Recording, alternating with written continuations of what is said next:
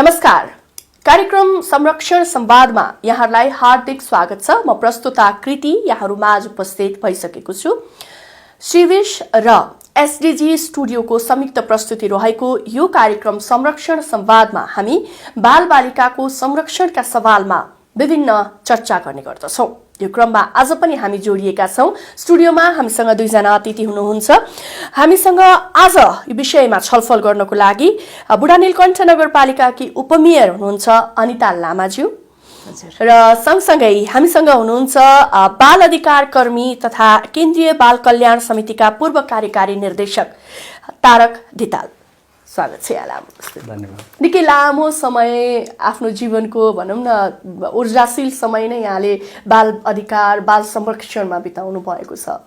त्यो हेर्दाखेरि अहिले विशेषतः हामीले बाल संरक्षणको मात्रै सवालमा कुरा गर्ने हो भने अब बालबालिकाका सवाल भन्नलाई भने त फेरि धेरै ठुलो होला, तर संरक्षणको मात्रै सवालमा कुरा गर्ने हो भने अहिले प्रमुख सवालहरू चाहिँ यो छ है भन्ने खालको चाहिँ के छ दाइ?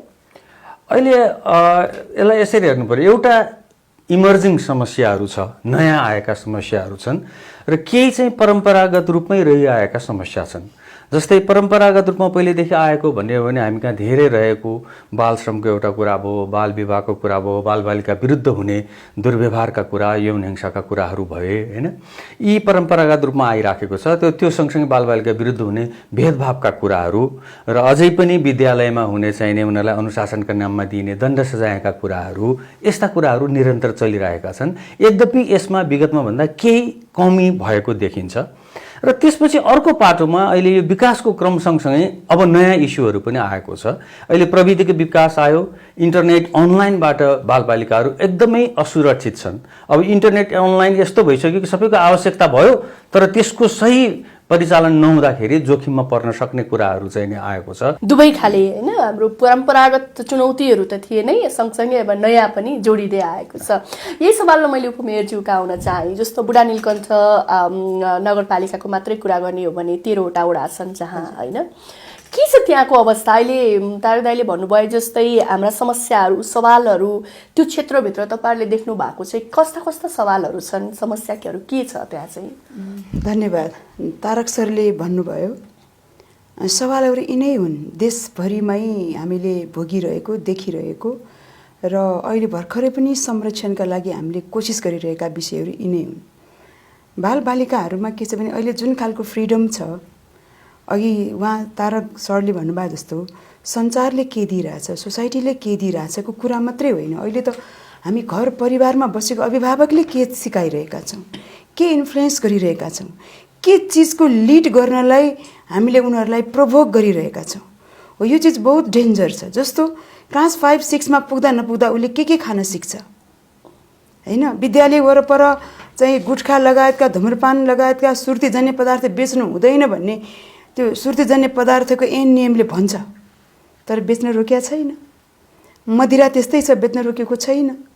अनि अहिलेको बालबालिकाहरू त त्यो यस्तो फ्रिडममा भयो कि त्यो कुनै आमा वा बुवाको मायाले थ्याक्न सक्दैन, त्यो कुनै स्कुलको डिसिप्लिनले पनि थ्याक्न सक्दैन। अघि उहाँ सरले चाहिँ बालबालिकाहरूको एकान्तको कुरा गर्नुभयो। सबै मान्छे अहिले एक्ला एक्लै भएका छन् र त्यो एक्ला एक्लै हुने प्रोसेसको सबभन्दा बढी बर्डेन, सबभन्दा बढी त्यसको भार तत्त्व चाहिँ त्यो घरमा हुर्किँदै गरेको बच्चाहरूमाथि छ।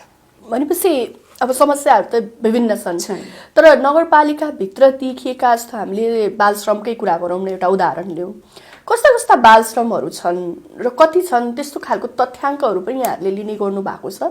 ठ्याक्क तथ्याङ्क अङ्कमा चाहिँ भन्न सकिँदैन, तर अहिले पनि बुढा नीलकण्ठ नगरपालिका मात्रै होइन, यो काठमाडौँ महानगरको यो कर्नरमा चाहिँ प्राय नगरपालिकाहरू काठ क्षेत्रभित्र पर्छ। सहरिया गरिबहरूको ठुलो चाहिँ बसोबासको क्षेत्र हो त्यो। काठमाडौँ महानगरपालिकाले चाहे सुकुम्बासी समाधानको विषयमा होस्, चाहे सडक व्यापारको समाधानको विषयमा होस्, चाहे अन्य विभिन्न खालका चाहिँ इस्युहरूको विषयमा होस्, कहाँ जाने ती मानिसहरू जो आफ्नो क्यारियरको लागि, आफ्नो भविष्य बनाउन, आफ्नो चाहिँ केही न केही उपार्जनको लागि भनेर यो सहरलाई चोइस गरेर आएको छ।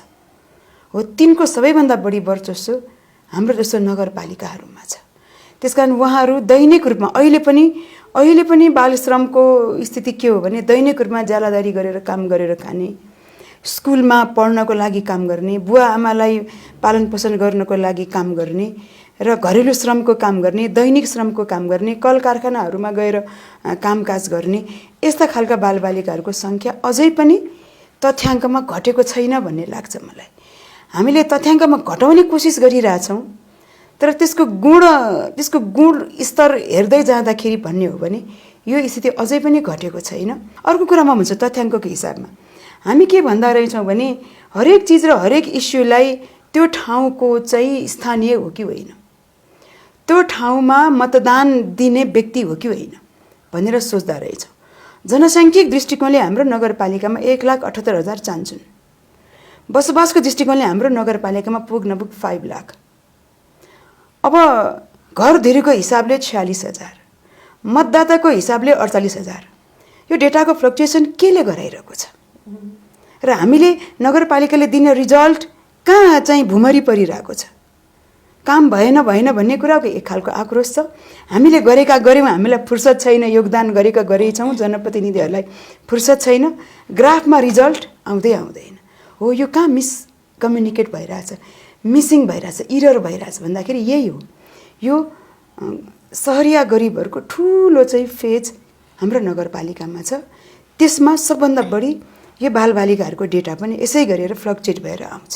अब त्यस्तो हो भनेदेखि नि मैले फेरि दाइतिर नै आउन चाहेँ। जस्तो अब यो उहाँले कुरा गरे जस्तो विभिन्न समस्याहरू छन् सहरी क्षेत्रमा पनि, बालबालिकाहरू सहरी गरिब बालबालिकाहरूको त्यो समस्या छ, श्रममा तिनै बालबालिकाहरू छन् भन्ने कुरा गर्नुभयो। बाल श्रमको विषय त यो ट्रेडिसनल सवाल नै हो, हामीले वर्षौँदेखि यो सवालमा यहाँहरूले काम गरिरहनु भएको छ। तर अहिले पनि जुन रूपले हामीले बाल श्रम पूर्ण रूपमा सक्न सकेका छैनौँ, पूर्ण रूपमा यसलाई चाहिँ हामीले यसको सम्बोधन गर्न सकेका छैनौँ नि, के कारण होला? यसमा दुईटा कारण हेर्नु पर्यो। हामीले डेस्टिनेसन र चाहिँ नि त्यसको ओरिजिन, अघि उहाँले उपमेयरले एकदम राम्रो कुरा गर्नुभयो। जस्तै अब यो अहिलेको सहरी एरिया भनेको हाम्रो यो डेस्टिनेसन हो, यहाँ मान्छे आइराखेका छन्, उहाँले एकदमै तथ्याङ्कसरी लिनुभयो। अब हामीलाई समस्या यो चाहिँ एउटा सङ्घीयतामा आएको चुनौती पनि के हो भने नगरपालिकाभित्र रहेका त्यो सबै बालबालिकालाई कसरी समेट्ने। उहाँको म्यान्डेटले को हो यहाँका स्थायी मतदाता त्यो मात्रै हेर्ने भन्ने कुरा होला, तर त्यो मात्रै त भएन। त्यहाँ त बाहिरबाट आउने थुप्रै परिवार र त्यसका बच्चाहरू छन्, उनीहरूलाई कसरी सेवा दिने भन्ने चाहिँ यो चुनौतीपूर्ण रहेको छ। आफ्ना बच्चाहरूको ट्र्याकिङ सिस्टम राख्न जरुरी छ कि हाम्रो पालिकाको बच्चाहरू कहाँ गए, कुन अवस्थामा छ, होइन। र उनीहरूको त्यो एउटा सिस्टम हामीले बनाउन सक्यौँ भने जहाँ गएको छ भने पनि उसलाई समस्या पर्यो भने त्योसँग लिङ्कअप गरेर उसको पुनर्स्थापन गर्ने त्यो प्रक्रिया हुनसक्छ। त्यसमा त्यो सिस्टममा हामी अहिले पुगिसकेका छैनौँ, त्यस कारण त्यो सिस्टम इस्टाब्लिस गर्न जरुरी छ। र दोस्रो पाटो चाहिँ नि अब यो गन्तव्यमा पनि काम गर्नु पर्यो, ओरिजिनमा पनि काम गर्न पर्यो, होइन। र अब यो जति पनि पालिकाहरू छन् ती पालिकाहरूमा अझै पनि हाम्रो यो चाहिँ जोखिमपूर्ण अवस्थामा रहेका बालबालिकाहरू कति छन्, परिवार कति छन्, तिनीहरूको यथार्थ विवरणहरू हामीसँग उपलब्ध छैन। धेरै थोरै पालिकाहरूले मात्रै त्यो लिन सकेका छन्। वास्तवमा पालिकाले त अब घरधुरी अनुसारमा कहाँ कुन बच्चा कस्तो अवस्थामा छ भन्ने त्यो डाटा भए पो त्यहाँ हामी तुरुन्तै एड्रेस गरेर बाल श्रमको जोखिम छ भने त्यहाँ न्यूनीकरण गरौँ, बाल विवाहको जोखिम छ त्यहाँ न्यूनीकरण गरौँ। अघि उहाँले एकदम उठाउनु भयो, अहिले सहरी क्षेत्रमा र इभन ग्रामीण क्षेत्रमा लागु पदार्थ दुर्व्यसनका कुराहरू एकदमै बढिराखेको छ, त्यसलाई कसरी राख्ने भनेर गर्न सकिन्छ। त्यसकारण त्यो जोखिमपूर्ण अवस्थामा रहेका विशेष संरक्षणको आवश्यकता भएका बालबालिकाहरूको एकदम विस्तृत विवरण प्रत्येक ओडामा हुन जरुरी छ, जहाँ कि तपाईँहरू जस्तै यस्तै संस्थाहरू कसैले काम गर्न आयो भने पनि यो संस्थामा यो ठाउँमा यस्तो काम गर भनेर दिन सकियोस् न। यसमा म फेरि पनि आउँछु, तर त्योभन्दा अगाडि अलिकति जान्न मन लागेको नि अहिले पछिल्लो समय यसो हेर्ने भनेदेखि त बाल अधिकारका सवालमा, बाल संरक्षणका सवालमा कानुनहरू पनि बन्दै गइरहेका छन्, होइन। स्थानीय तहले पनि आफ्नो किसिमको कानुनहरू बनाइरहेको छ, बाल मैत्री स्थानीय तह भन्ने कुराहरू पनि आछ, बकाइदा इन्डिकेटरहरू सहित, होइन। कतिले घोषणा पनि गरिरहेका छन्। अब यो तमाम कुराहरूको बिचमा अहिले हामीले कुरा गर्दाखेरि हामीसँग भएको कानुनहरू चाहिँ अब पर्याप्त भएको, हामीले चाहिँ लागू गर्ने कुरामा मात्रै ध्यान दिनुपर्ने अवस्था हो कि के हो त्यो पनि अलिकति? होइन, अब कानुन भने सधैँ यो चाहिँ नि लिभिङ डकुमेन्ट भन्छ, यो जहिले पनि परिवर्तन परिमार्जन गर्ने चाहिँ गुन्जाइस त त्यहाँ रहन्छ। यद्यपि अहिले भएका कानुनहरू पनि पनि धेरै कुराहरूलाई एड्रेस गर्न सम्भव छ, तर के कुराहरूमा अझै क्ल्यारिटी हुन जरुरी छ। जस्तो अहिले पनि हेर्नु बालबालिका सम्बन्धी ऐन र अहिलेको विद्यमान बाल श्रमसँग सम्बन्धित ऐनमा अझै केही स्पष्टताहरू ल्याउन आवश्यकता भएका कुराहरू आएको छ। त्यो सँगसँगै यता मुलुकी संहितामा पनि हेर्ने भने अलिकति केही अस्पष्टताका कुराहरू छन्। त्यसैले त्यसलाई स्पष्ट बनाउन ठाउँ त जहाँ पनि छ, तर अहिले भएकै कानुनले पनि धेरै काम गर्न सक्ने अवस्था पनि हो। त्यसले गर्दाखेरि यसलाई दुईटै हिसाबले लानु पर्ला। हामीले कानुनहरूलाई परिमार्जन गर्दै हुन्छ। अब अहिले बाल श्रम सम्बन्धी ऐनको चाहिने एकदम संशोधनको त्यो प्रक्रियाहरू पनि चलिराखेको छ। इभन बालबालिका सम्बन्धी ऐनलाई पनि केही परिमार्जन गर्नुपर्ने भन्ने कुरा आइराखेको छ। त्यसलाई पनि सँगसँगै जानु पर्यो र भएको कानुनको कार्यान्वयन पनि हुन पर्यो। बनेका कानुनहरू पनि राम्रोसँग लागू हुन पर्यो र थप त्यसमा देखिएका कुराहरूमा परिमार्जन पनि हुँदै जानु पर्यो भन्ने कुरा। म उपमेयर साहबतिर आउन चाहे। जस्तो बुढानीलकण्ठ नगरपालिकाको कुरा गर्दाखेरि चाहिँ अघि हामीले सवालहरूको जुन कुराहरू गऱ्यौँ नि, अब त्यो सवालहरू तपाईँहरूले पहिचान गरिसकेको अवस्थामा सम्बोधन कसरी हुन सक्ला, के गर्यो भनेदेखि चाहिँ साँच्चै अब हाम्रो क्षेत्रमा रहेको बाल संरक्षणका सवालहरूमा हामी अलि काम गर्न सक्ने देखियोस् नतिजा भन्ने त्यस्तो केही तपाईँहरूले योजनाहरू बनाउनु भएको होला नि? योजना र कार्यान्वयनको पनि तहमा छौँ हामी। जस्तो विशेष गरी स्थानीय बाल अधिकार समिति छ, त्यसमा उपप्रमुख अथवा उपप्रमुखले तोकेको व्यक्ति भन्ने छ। त्यसमा हामीले एकजना वडा अध्यक्षज्यूलाई तोकेका छौँ। बाल कल्याण अधिकारी हामीले अलरेडी तोकेका छौँ। वडा स्तरमा पनि बाल अधिकार समितिहरू गठनको क्रममा छ। बाल क्लबहरू पनि सञ्चालित छन्। हाम्रो करिब 7 लाख त्यस्तै 8-9 हजारको बाल चाहिँ कोष पनि परिचालनको अवस्थामा छन् र तत्कालै समस्या पर्यो जोखिम भएको बालकहरूलाई बालबालिकाहरूलाई उद्धार गरेर संस्थासँगको सहकार्यमा उसलाई राहत दिने, उसलाई सुविधा दिने र उसलाई के समस्या छ त्यसको सम्बोधन गर्ने काम भएको छ। बाल अधिकारको एउटा रक्षक हो तपाईँहरू भनेर तोकेर हामीले त्यो खालको स्कुलमा व्यवस्थापन गरेका छौँ। 10 जना मनोविमर्शकर्ता हामीले तोकेका छौँ। उहाँहरूले हामीलाई मासिक रूपमा रिपोर्ट पेश नगरेसम्म, त्यो रिपोर्ट प्रतिवेदन पेश गरेर पारित नभएसम्म उहाँहरूको पारिश्रमिक हामी दिँदैनौँ। यो नगरपालिकाले आफैले म्यानेज गरेको हाम्रो यो मनोविमर्शकर्ताहरू र बालबालिकालाई नै लक्षित गरेर हामीले यो वृत्ति तथा रोजगार मेला क्यारियर फेयर भनेर तेस्रो अङ्क पनि चलायौँ। यो गएको केही महिना अगाडि मात्रै हामीले यो गऱ्यौँ। बाल साहित्य महोत्सव मार्फत हाम्रोमा असाध्यै राम्रो सर्जक बालबालिकाहरूको हुर्कतो छ, राम्रो टिम छ, राम्रो नेटवर्क छ। किशोर किशोरीहरूको हामीले एउटा टिम बनाएका छौँ। किशोर किशोरीहरूको मात्रै टिमसँग हामी बेला बेलामा छलफल गर्छौँ, कुराकानी गर्छौँ र उनीहरूको मनोविज्ञान बुझेर हामीले लोकल पाठ्यक्रम बनाउँदा, लोकल करिकुलम बनाउँदा के चिजहरूलाई एड्रेस गर्नुपर्ने हुन्छ। जस्तो बालबालिकालाई टार्गेट गरेर हामीले बाल पत्रकार डेभलप गर्ने भनेर गरिरहेछौँ। बालबालिका केन्द्रित गरेर उनीहरूको चाहिँ एउटा वैज्ञानिक होइन चाहिँ इनोभेसन के हुनसक्छ भन्ने कुरामा जस्तो अस्ति रोबोटिक्स एउटा प्रोग्राम गऱ्यौँ। त्यसकारण यो किशोर किशोरी र बालबालिकाहरूको स्ट्रेन्थेन गर्ने कुरा चाहिँ उनीहरूसँग सबभन्दा बढी टक गर्नुपर्ने हुने रहेछ। त्यसैले हामी चाहिँ उनीहरूसँग सबभन्दा बढी अन्तर्क्रिया अन्तर्संवाद गर्छौँ र उनीहरूकै विषयलाई केन्द्रित गरेर शैक्षिक क्यालेन्डर बनाउने, प्रोग्रामहरू चाहिँ बनाउने। जस्तो अघिल्लो पटक बाल साहित्य महोत्सव यस्तो गर्यो, अब के गर्ने भन्ने विषयमा हामी उहाँहरूबाट अलि बढी स्ट्रेन्थेन गर्छौँ। र हाम्रो तयारी भनेको अबको 1-1.5 महिनाको बिचमा यो निरक्षर र अनिवार्य शिक्षा लागू भएको नगरपालिका घोषणा गर्ने तयारीमा छौँ। यो कार्यविधि हामीले पास गरिसकेका छौँ र कुनै पनि बालबालिका विद्यालय जान नपरेको नपाएको कोही नहोस् भन्ने हाम्रो एउटा लक्ष्य यो छ र सबै नागरिकहरू स्नातक उत्तीर्ण हुनेछन् भन्ने हाम्रो अर्को एउटा लक्ष्य छ। अब त्यस्तो हो भनेदेखि नि जस्तो तपाईँले भनिरहँदाखेरि अब विभिन्न समन्वयकारी भूमिका निभाउनको लागि विभिन्न कामहरू तपाईँहरूले गरिरहनु भएको छ भन्नुभयो। उजुरीहरू चाहिँ कतिको पर्छन् कि पर्दैनन् कि होइन? जस्तो बाल दुर्व्यवहारमा हुन सक्ला अथवा बाल श्रमका सवालमा हुन सक्ला अथवा अघि हामीले कुरा गरेको जस्तै ट्रेडिसनल मात्रै नभएर अहिलेको इमर्जिङ जुन साइबर सेफ्टीका कुराहरू, साइबर इस्युका कुराहरू होलान्, त्यस्तो कुराहरूमा चाहिँ कतिको उजुरीहरू पर्ने अथवा त्यस्तोहरू चाहिँ छ कि छैन? छ, छिटफुट रूपमा त्यस्तो उजुरीहरू पर्ने छ। जस्तो त्यही बाल श्रम शोषणकै कुरालाई लिएर, अर्को खाना लाउन राम्रो पाइएन भन्ने कुरालाई लिएर, अर्को चाहिँ अहिले स्कुलहरूमा ट्रेन्डिङै चल्यो नि एकदम टिचरहरूले पिट्ने, कुटपिट गर्ने, यी विषयहरूलाई लिएर विभिन्न उजुरीहरू पर्छ। हामीले चाहिँ जोखिम हेरेर तुरुन्तै आदेश गरेर पनि त्यो के भन्छ न्याय निरूपण गर्न सक्छौँ र पेशीमा राखेर त्यसलाई मुद्दाको रूपमा पनि अगाडि बढाउन सक्छौँ। यो बालबालिकाहरूको विषयमा चाहिँ अलि बढी संवेदनशील हुनुपर्छ। हाम्रो ध्यान चाहिँ कस्तो छ भने कानुन बलियो बनाउने, तर कानुनलाई कार्यान्वयन गर्ने चरणहरूमा चाहिँ बलियो भएर नलाग्ने। अनि त्यो नलागेको बखतमा त्यो चिजहरू चाहिँ स्थगन जस्तो यथास्थितिवादमा बसिरहने स्थिति छ। त्यसरी मैले अलिकति जोडेँ, बुढालिकण्ठ नगरपालिकाले बालमैत्री नगरपालिका घोषणा गर्नको लागि इन्डिकेटरहरूलाई पहिला आफूले ओन गर्छ, कार्यान्वयनमा कसरी जाने भन्ने कुराहरू उसले चाहिँ त्यसलाई अगाडि बढाउँछ र शिक्षासँग सम्बन्धित भएर आउने विषय शिक्षाबाटै, जस्तो हामीले प्रारम्भिक बाल विकासका विषयहरू शिक्षासँगै जोडेको हुनाले इसिडी टिचरहरूलाई त्यसको नेतृत्वमै बनाएर पठायौँ कि हामीले त्यसको 5 वर्ष रणनीतिक कार्ययोजना तर्जुमै गऱ्यौँ, राम्रो चाहिँ कार्यशालाहरू गरेर तर्जुमै गऱ्यौँ। तारक सरहरूले नै आएर हाम्रो नगरपालिकाको कर्मचारीहरूलाई र जनप्रतिनिधिहरूलाई पटक पटक ट्रेन पनि गराउनु भएको छ, तालिम दिनुभएको छ।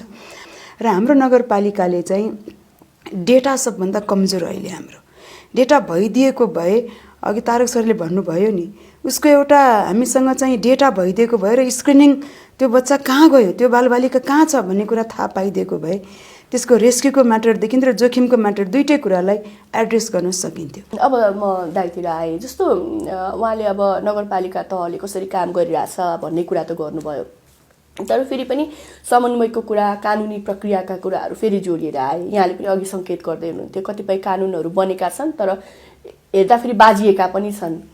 यस बारेमा अझ प्रश्न गरिदिनुहोस् न। दुईटा कुरा सँगसँगै हेरौँ। एउटा अहिले थुप्रै स्थानीय तहमा कानुन बनाउने मुहिम चल्यो। अनि कानुन कस्तो बनाइयो भन्दा सङ्घीय कानुनको कपी पेस्ट गरेर अलिअलि सारेर बनाइयो। बनाउनु पर्थ्यो चाहिँ स्थानीय तहले के हो भने त्यहाँ सङ्घीय कानुनले भनेको कुराहरूलाई कसरी इम्प्लिमेन्ट गर्ने कार्यविधिमूलक चाहिने त्यो चाहिँ कार्यविधि कानुनहरू बनाउनु पर्ने, कार्यविधि मापदण्डहरू बनाउनु पर्ने होइन। तर त्यो कपी पेस्ट भएर इनर्जी खेर गइरहेको जस्तो लाग्छ मलाई। र दोस्रो कुरो, सङ्घीय स्तरमा भएका कानुनमा अहिले भन्यो भने बालश्रमकै बारेमा केही कन्फ्युजन छ। बालश्रम सम्बन्धी ऐनले एउटा कुरा भनेको छ, बालबालिका सम्बन्धी ऐनमा अलिकति भनेको छ। यद्यपि त्यहाँ केही बाटाहरू त छन्, तर यस्ता कुराहरूलाई चाहिँ क्लियर गरिदिनु पर्यो होइन। त्यो अझै पनि हुन सकेका छैन। अब आशा गरौँ यो बालश्रमसँग सम्बन्धित ऐन चाहिँ नै परिमार्जन चाँडै नै होला। र अर्को, बालबालिका सम्बन्धी ऐनभित्रै पनि केही परिमार्जनको आवश्यकता देखिएको छ। जस्तै यो बाल अधिकार समिति नै पनि अहिले त्यो कानुनमा भन्यो, त्यो वास्तवमा बाई मिस्टेकले पर्न गएको थियो, त्यहाँ तोकिएको भनेर भन्यो, अनि त्यसको अस्तित्व चाहिँ नै कम भयो। अब कसैलाई गरेपछि त्यसले कति वेटेज लिन्छ भन्ने गाह्रो हुन्छ। त्यो बाल अधिकार समितिलाई कसरी स्ट्रङ बनाउने ताकि बालबालिकाको निम्ति काम गर्ने सम्पूर्ण जिम्मेवारी त्यसलाई छ।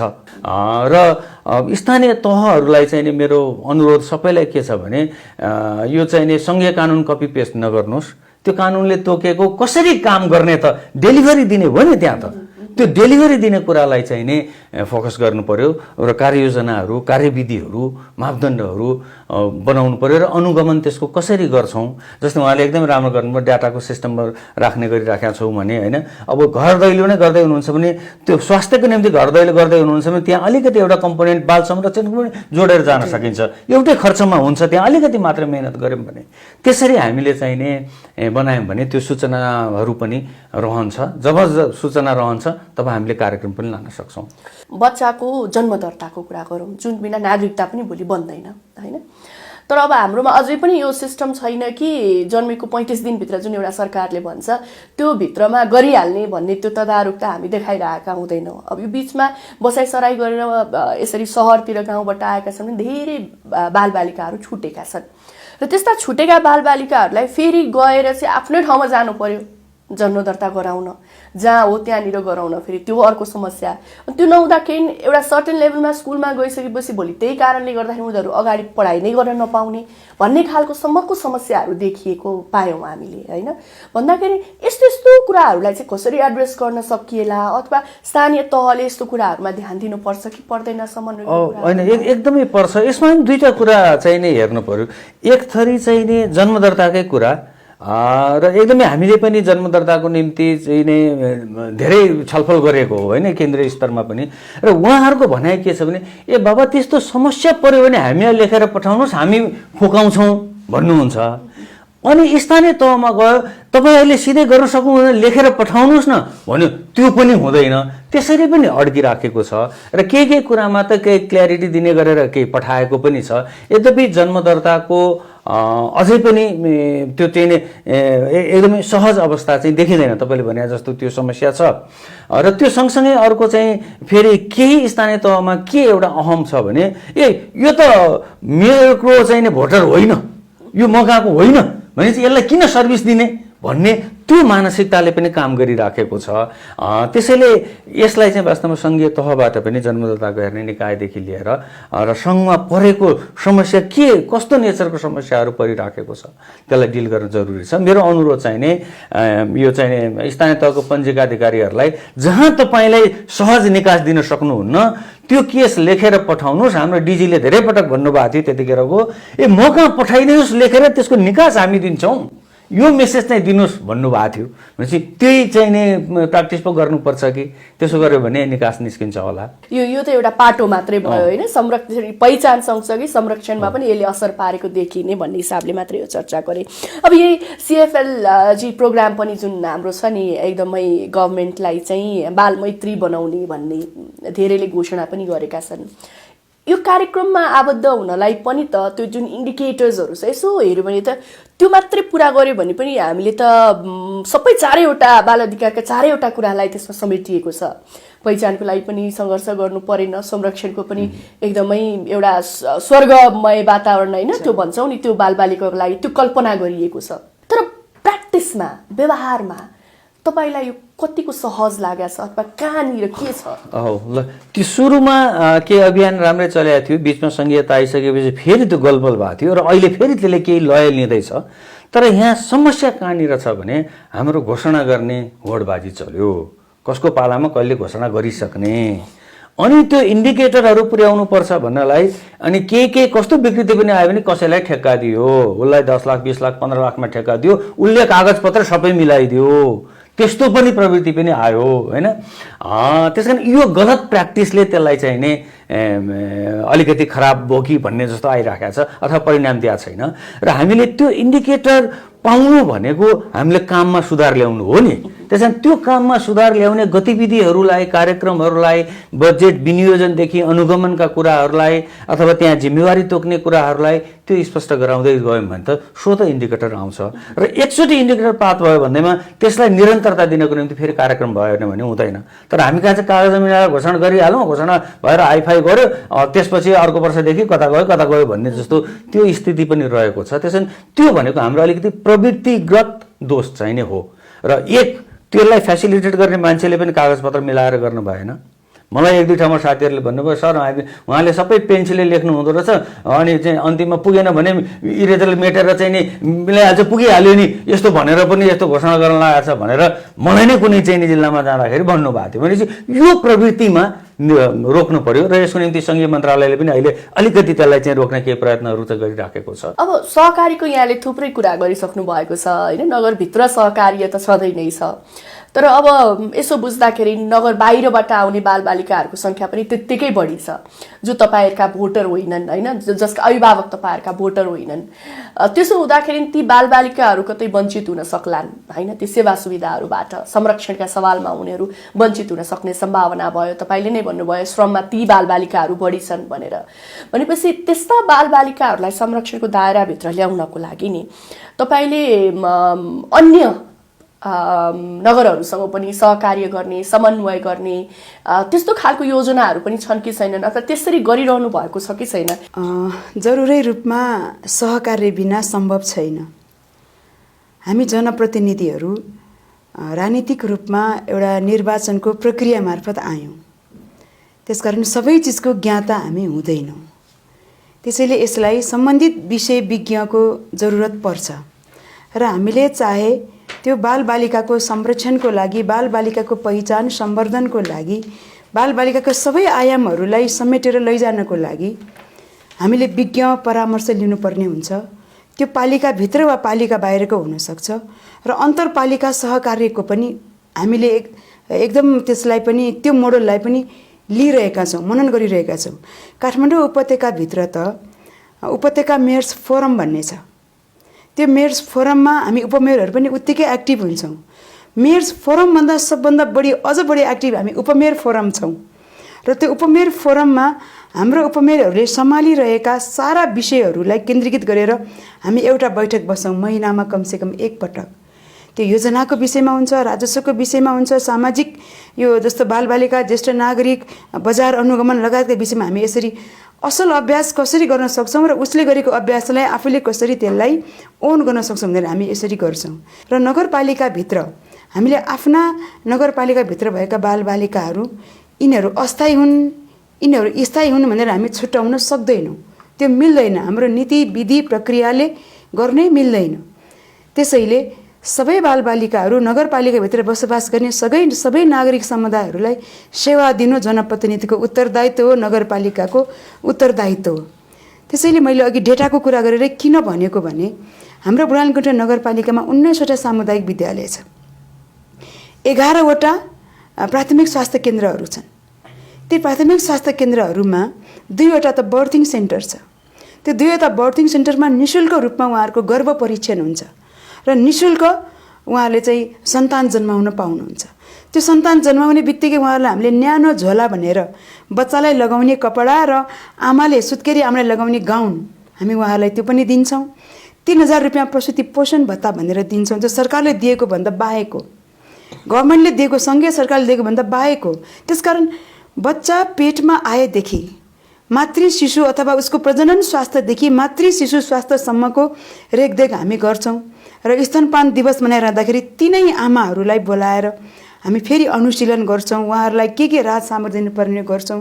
घरमै गएर प्रसुतिलाई स्याहार सम्हार गर्ने कुराहरू पनि गर्छौँ। तपाईँले हेर्दा चाहिँ स्थानीय सरकारको कस्तो खालको भूमिका भइदियो भनेदेखि चाहिँ बाल संरक्षणको सवालमा हामीले सोचेअनुसारको बालबालिकाहरूलाई त्यो खालको एउटा वातावरण दिन सक्छौँ? दुईवटा कुरा। एउटा, सबभन्दा पहिले त्यहाँका कर्मचारी र जनप्रतिनिधिहरूलाई अवधारणागत रूपमा स्पष्ट हुनु पर्यो। बाल श्रमदेखि लिएर बाल विवाहका कुरादेखि लिएर कतिपय ठाउँमा अहिले पनि हामी गयौँ भने बाल विवाह धेरै हुने ठाउँमा स्वीकार नै गर्नुहुन्न, उहाँहरू जनप्रतिनिधिले पनि स्वीकार गर्नुहुन्न भनेपछि त्यो अवधारणागत स्पष्टता हुनु पर्यो। र त्यस्तै यो चाहिने संरचना भने त्यहाँको बाल अधिकार समितिको क्रियाशीलता, बाल कल्याण अधिकारीको नियुक्ति, होइन, यो कुराहरू चाहिँ संरचना हुनु पर्यो।